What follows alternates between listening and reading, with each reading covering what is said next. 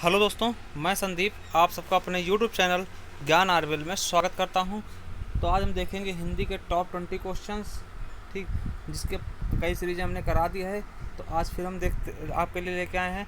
देखिए, इसमें क्या है कि अगर आप RO, ARO, jail warden, UPSI, CTET, UP TET, super TET, video या अन्य किसी एग्ज़ाम की तैयारी कर रहे हैं जिसमें हिंदी आती है, तो ये आपके लिए महत्वपूर्ण होगी।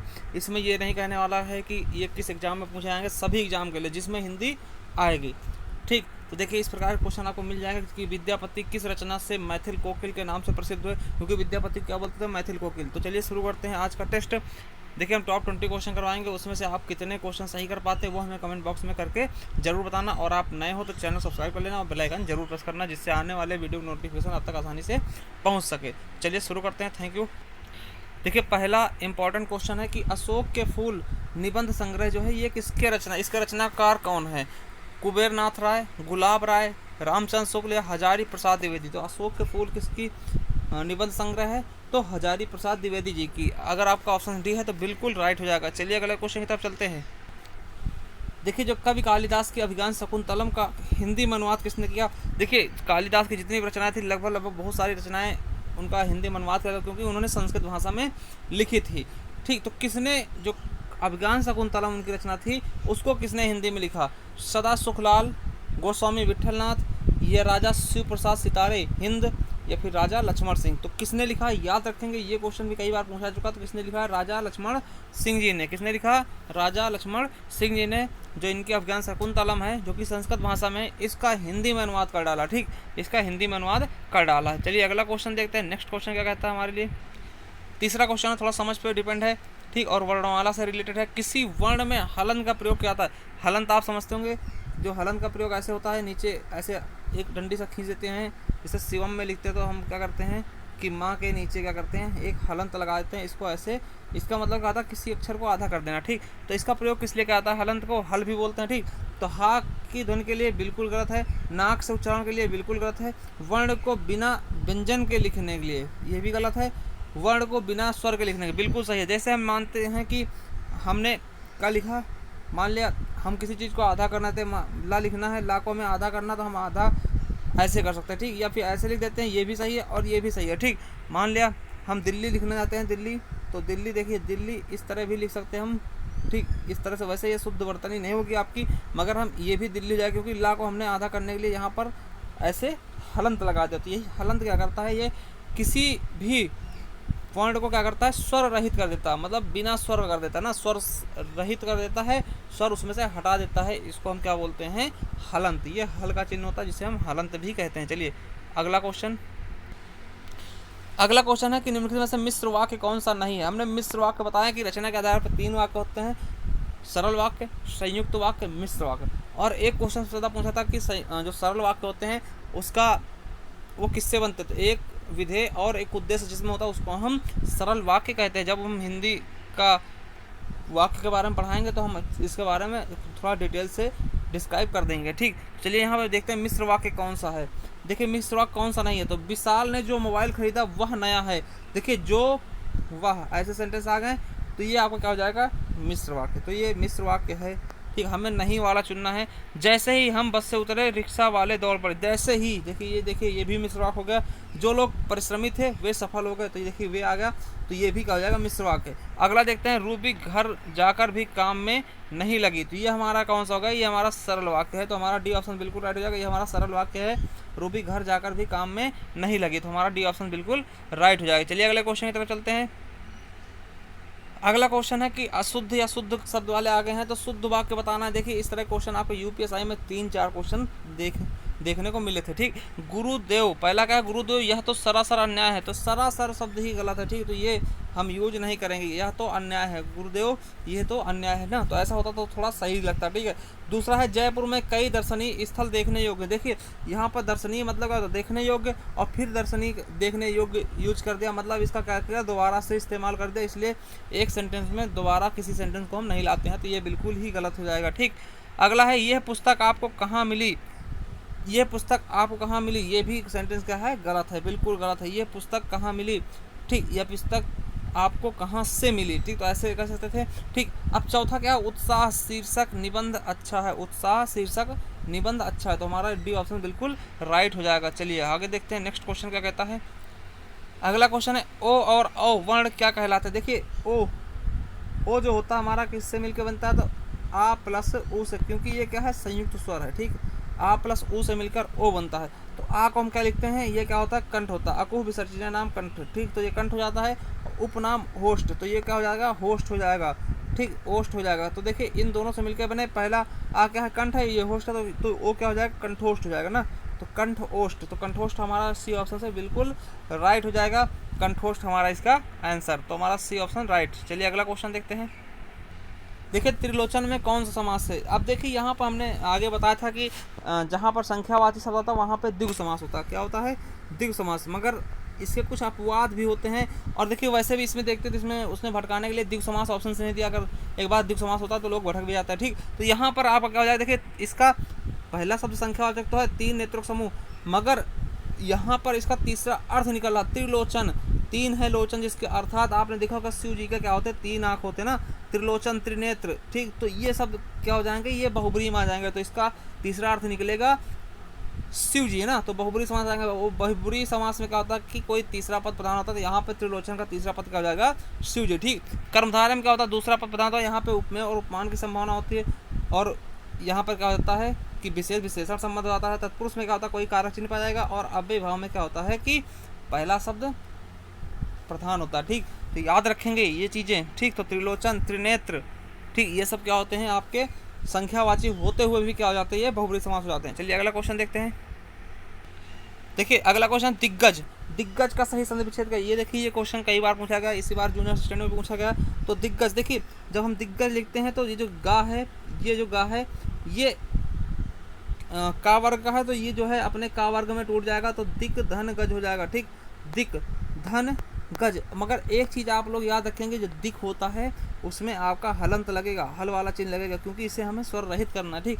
तो हमारा ऐसा ऑप्शन कौन सा दिख रहा है, तो हमारा दूसरा ऑप्शन दिख रहा है, ठीक। तो ये कौन सी संधि है, अगर पूछ लेगा ये कौन संधि, जहाँ भी आपको हलंत लगा मिलेगा वो कौन सी व्यंजन संधि हो जाएगी, ठीक। तो याद रखेंगे ये कौन सी संधि है, व्यंजन संधि, ठीक है। तो याद रखेंगे व्यंजन संधि। अगर जहाँ कहीं भी आपको ऐसे मिल जाते, मान ली यहाँ पे होता ऐसे लगा होता फिर होता प्लस गज, तो ये कौन सा था विसर्ग संधि हो जाती है। अगर कहीं पर आपको ऐसा चिन्ह मिलता है तो विसर्ग संधि होगी, अगर हलंत मिलता है तो व्यंजन संधि होगी, और इनके अलावा अगर मिलते हैं तो वो क्या होंगे आपके स्वर संधि हो जाएंगे, ठीक है। अपवाद स्वरूप कुछ ऐसे होते हैं, मगर अधिकतर ऐसा ही माना जाता है। चलिए अगला क्वेश्चन देखते हैं। अगला संकीर्ण का विलोम क्या होगा, संकीर्ण का विलोम क्या हो जाएगा आपका विस्तीर्ण, ठीक। तो हमारा ए ऑप्शन बिल्कुल राइट। चलिए नेक्स्ट क्वेश्चन। अगला क्वेश्चन देखिए पर्यायवाची से है कि पत्थर का पर्यायवाची नहीं है, तो कौन सा पत्थर का पर्यायवाची नहीं है। जैसे आपने सुना होगा कि पाहन होता है, पाहन पूंजे हरि मिले क्यों ना पूंजे बहार ना, तो पाहन होता है पत्थर का पर्यायवाची। उपल, उपल मीन्स भी पत्थर होता है, उपल और उत्पल, ठीक है। आप लोग उत्पल मीन्स हमें बताना क्या होता है, ठीक। उपल मीन्स भी पत्थर होता है, पाषाण मीन्स भी पत्थर होता है, पाषाण काल है ना, जो जहाँ पे पत्थर की खोज होती है उसे पाषाण काल बोलते थे, ठीक। उरग मीन्स क्या होता है, उरग, उर मतलब क्या होता है पेट है ना, उरग, उर के बल मतलब रगड़ने वाला ना, तो जिसको क्या बोलते हैं, इसको हम सांप बोल देते हैं। ये किसका है, सर्प का पर्यायवाची है, ठीक। सर्प का पर्यायवाची है, तो उरग मीन्स क्या होता है सांप, ठीक। तो हमारे ये तीन हो जाएंगे और यही नहीं होगा, तो हमारा डी ऑप्शन बिल्कुल राइट हो जाएगा। चलिए अगला क्वेश्चन देखते हैं।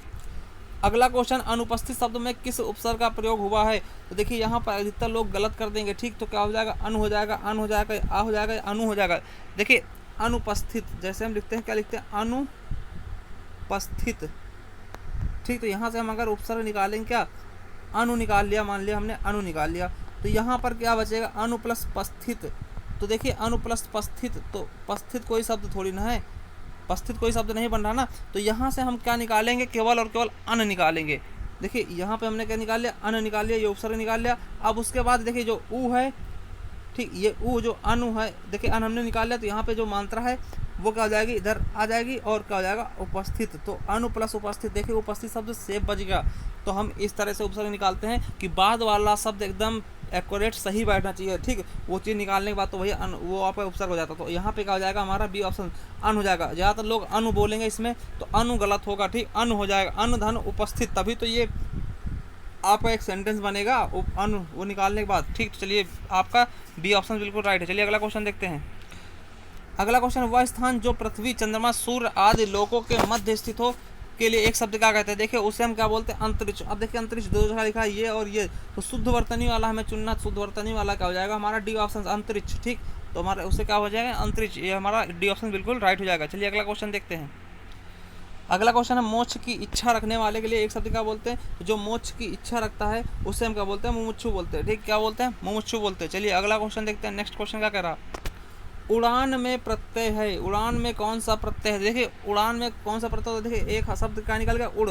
उड़ प्लस ये आ की मात्रा है ना, तो उड़ प्लस आन, उड़ान, है ना, तो क्या हो जाएगा? आन शब्द हमारा क्या हो जाएगा? इसमें प्रत्यय हो जाएगा, तो उड़ प्लस आन, उड़ान। ठीक, चलिए अगला क्वेश्चन देखते हैं। इत्यादि में कौन सी संधि है? इत्यादि, इत्यादि कैसे? इति धन आदि, इति धन आदि, इत्यादि। ठीक, तो क्या हो जाएगा हमारा? बी ऑप्शन बिल्कुल राइट हो जाएगा, इत धन आदि। अब देखिए इत धन यदि, तो इत ये शब्द गलत लिखा है ना, ये इत धन आदि इत्यादि। चलिए अगला क्वेश्चन देखते हैं। नेक्स्ट क्वेश्चन क्या कह रहा? देखिए ये वही क्वेश्चन जिसको हमने थंबनेल में लगा रखा है। विद्यापति की रचना से मैथिल कोकिल के नाम से प्रसिद्ध। अगर क्वेश्चन आता मैथिल कोकिल के नाम से किसे जाना था? तो विद्यापति को। ठीक है, और इन्हें जयदेव के नाम से भी जानते हैं, जयदेव के नाम से। ठीक, याद रखेंगे। और मैथिल कोकिल क्यों जानते हैं? क्योंकि उन्होंने मैथिली भाषा में बहुत ही अच्छी रचना लिखी थी, उसी के नाम से ये मैथिल कोकिल के नाम से प्रसिद्ध हो गया था। मैथिली क्या है? ये बिहार की भाषा है। ठीक, बिहार की बिहारी हिंदी की उपभाषा का एक भाषा है मैथिल।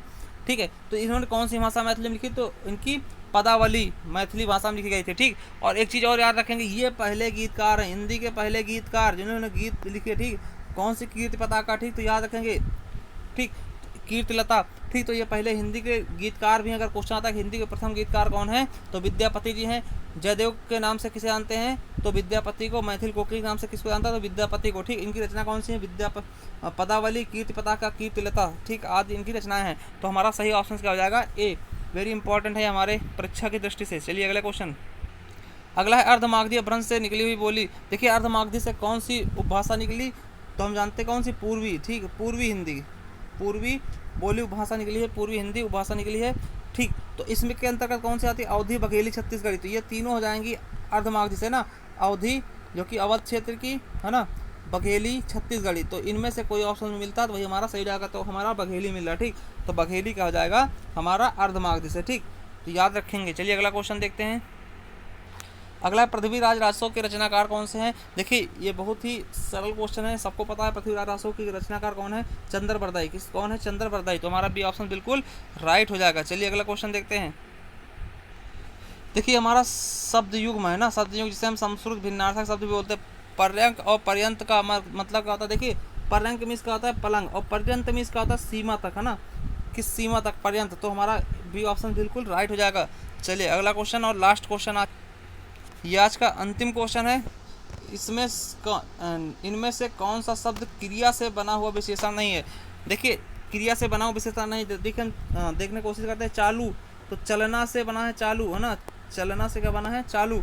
तो चलना क्या है? क्रिया है। ठीक है, कमाऊ, कमाना, अर्निंग। ठीक, तो कमाना से बना है कमाऊ, ये भी एक क्रिया है। ठीक है, पठित, पढ़ना से बना है पठित ना, तो पढ़ना से बना है पठित, ये भी एक क्रिया है। समझना, समझना क्या है? क्रिया नहीं है। ठीक, तो हमारा समझना क्या हो जाएगा? सी ऑप्शन बिल्कुल राइट हो जाएगा। तो चलिए आपने कितने क्वेश्चन सही किए हैं, या आपके टॉप 20 क्वेश्चन में से आपने कितने क्वेश्चन सही किए हैं, वो हमें कमेंट बॉक्स में कमेंट करके ज़रूर बताएं।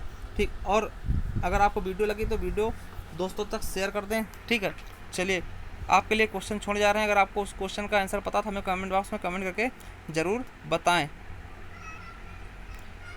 तो हमें आपसे पूछना चाहते हैं कि आपको बताना क्या है कि संयुक्त व्यंजनों की संख्या कितनी है और वो किस तरीके से बनते हैं। संयुक्त व्यंजनों की संख्या कितनी है?